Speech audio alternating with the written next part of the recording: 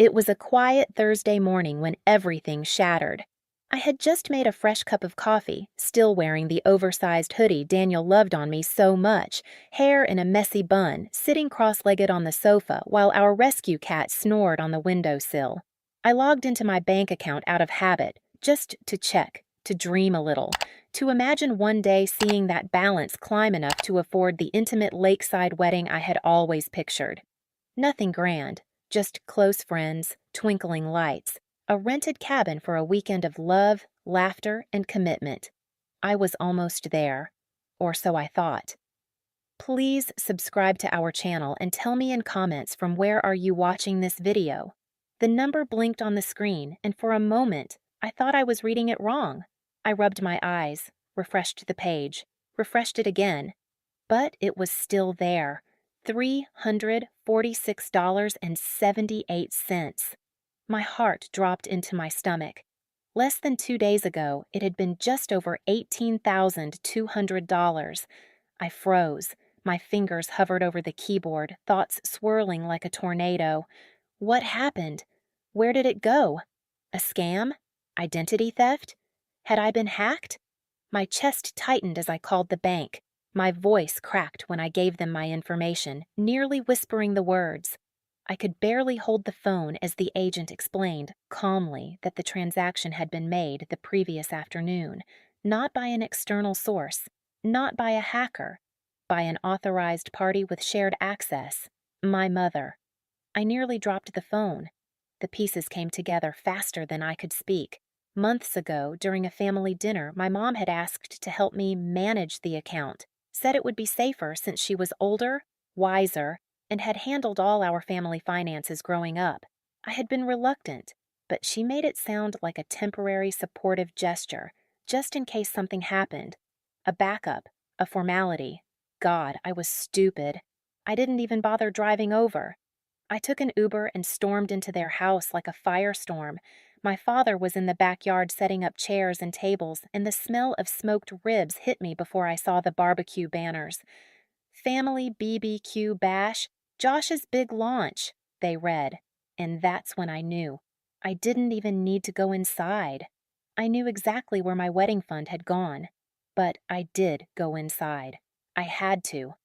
My mother was standing in the kitchen with a giant tray of ribs, her apron smeared with sauce, her eyes wide and unashamed as she turned and smiled like nothing was wrong.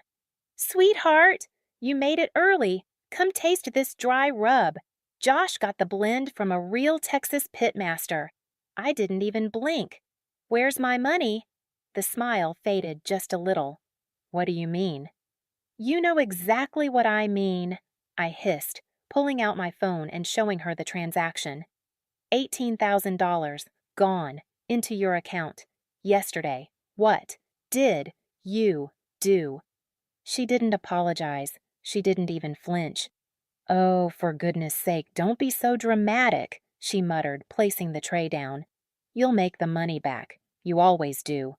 But Josh needed this. This is his dream, and he's finally taking something seriously. We had to help him." "We?" I repeated, my voice low, shaking. My dad walked in then, wiping sweat from his brow, holding a can of beer and looking far too pleased with himself. "Hey, kiddo, you see the grill set up? Pretty sweet, huh? Your brother's a real entrepreneur now." I stared at him in disbelief. "You helped her take my wedding fund for this?" My mom rolled her eyes. "Don't act like you're getting married tomorrow. You've been engaged for a year and haven't even set a date. It's just a party fund. It's not like we ruined your life." A party fund? My knees nearly buckled from the rage that was bubbling inside me. It wasn't just the money. It was what it represented. Every hour I stayed late at the office. Every weekend I skipped out to save. Every dress I didn't buy. Every little indulgence I said no to because I had a dream, and I worked hard for it. And they threw it away for smoked meats and picnic tables. I turned and walked out. Daniel was waiting for me outside in the car. He saw my face and didn't ask. He just drove. That night, I didn't cry. I didn't scream. I sat silently on our couch, the same cat still curled up by the window, and I stared at the wall. Hours passed, and somewhere around midnight, Daniel placed his hand over mine and said, "We'll find a way. But you need to let this change you, not break you. What are you going to do?" That's when the idea came, because if they thought I was going to walk away quietly like I always had, they had no idea who they'd just messed with. I wasn't going to scream. I wasn't going to beg for it back. I was going to give them something they'd never forget. The next few days were quiet, not because I was numb, but because I was calculating. I watched my parents' social media posts of the legendary family barbecue, complete with comments raving about Josh's incredible business launch, videos of clinking glasses and sizzling meat. My mother's smile was ever present, gloating in her apron, her arm draped around my brother like she'd just given birth to a local celebrity. Daniel kept asking me if I was okay, and I'd nod. But he knew something was coming. I wasn't built to let this go.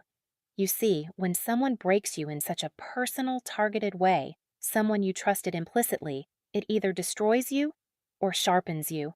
And I was done playing the role of the understanding daughter. 2 days later, I sat down with a lawyer. Not just any lawyer, but a sharp, no-nonsense family attorney Daniel's cousin had used in a messy estate dispute. I showed her the bank documents, the shared account access history, and the digital trail left behind by my parents. They accessed your private wedding fund, removed the money without your permission, and funneled it into an account under their name for an unrelated purpose, she said, tapping her pen. They framed it as family use, but unless there's a signed agreement or a clear joint claim, this is theft. Financial exploitation, to be specific. I filed a civil suit the next morning. My parents received the court notice a week later, the same day they tried calling me 9 times in a row. I ignored every one. When they finally reached Daniel, I overheard him say calmly into the phone, "If she were a stranger, you'd already be in handcuffs. Be thankful she's only suing." They tried guilt-tripping me naturally. My mom left a voicemail crying, saying she only did what any mother would do to support a struggling child. My dad texted saying, "Family isn't supposed to fight like this." Oh, the irony. But what they didn't know was that this was only the beginning. I began documenting everything. Every instance over the years where they used me as their financial backup plan. Times I paid off their bills, covered Josh's car repairs, even paid the mortgage one Christmas because things were tight. I wasn't just seeking repayment. I wanted to expose a pattern they'd spent years normalizing. They had always taken from me and handed it to my brother, the golden child. Meanwhile, Josh? Not a word. He didn't call. He didn't explain. He posted pictures of a new smoker he bought with "blessing money." That broke me more than anything. The case caught more traction than I expected. Turns out, a former neighbor of ours, a journalist now working for a lifestyle blog, caught wind of the story. I hadn't planned to go public, but after we spoke, she convinced me it was bigger than me. She wrote an article titled, "When Parents Pick Favorites and the Others Pay for It." The story went viral. Thousands of people shared similar experiences. I felt like I wasn't alone for the first time in years. The pressure worked. My parents eventually settled. They paid back the full $18,000, though it was painfully obvious it hurt their pride more than their wallets. I used that money not for a wedding, but for something far better. Daniel and I had always talked about opening a creative studio, a cozy space with co-working corners, art supplies, event hosting, and a little library nook for freelancers and creatives to find peace. With a little help from the settlement and a small business grant, we signed a lease on an old building near downtown. 3 months later, the building was ours. On the day we moved in, I stared at the faded gold letters etched across the stone over the entrance. My last name. This building had once belonged to my great-uncle, my father's uncle, who had opened a hardware store there in the 1950s. After he passed, it was sold off and forgotten. Until now, I didn't just own the building. I had reclaimed my legacy. We turned it into everything we dreamed of. The hearth, a place where creativity lived and people felt safe building their dreams. Our wedding took place right there on the rooftop with fairy lights, close friends, and absolutely no family except the ones we chose. A month later, I invited my parents for a tour. They came, looking nervous, uncertain. As I walked them through the halls, my mother kept fidgeting with her hands, glancing at Daniel, avoiding my eyes. My father kept trying to joke, talking about the good old days and how proud he was of my determination. At the end of the tour, I led them to the wall where our mission statement hung, a gold plaque that read, "Here, we build," without stealing, without silencing, without forgetting who built us first. I didn't say anything, just let them read it, slowly. My mother looked like she might cry. My father went quiet. Josh never came.